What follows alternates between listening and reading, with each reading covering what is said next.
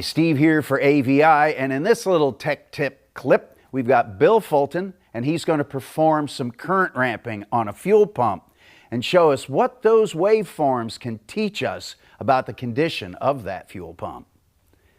So check this out and learn something. What we've actually done is we've gone to the fuel pump relay, which will show you the connection, the hookup. We've removed the fuel pump relay, and we basically have hot wired across the relay power contacts. But what I'd like to do right now is to give you an idea of what the waveform is telling us. If you look at the lobscope screen right now, you can see the amperage waveform at 1 amp per division is peaking right about 5 amps. Now this is a 4 to 6 amp pump, which is a good value. But if you look a little bit closer, you'll notice how wavy the waveform is, which is indicative of wear in the pump bushings, where the rotor and the commutator bars are cocking a little bit. Now if you look closely, I brought my cursors in and I measured 2 distinct portions of waveform, which is indicative of 1 revolution.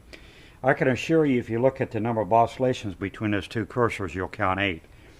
And indicative of the fact that this is an 8-segment pump.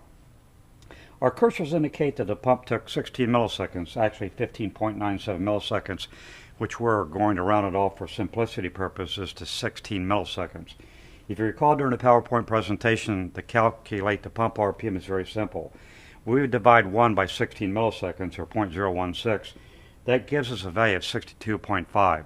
We know there are 60 seconds in a minute, so we actually multiply that value, 62.5, again times the 60, and that gives us a pump RPM of 3,750, which is a little bit on the low side for this type of a PFI pump.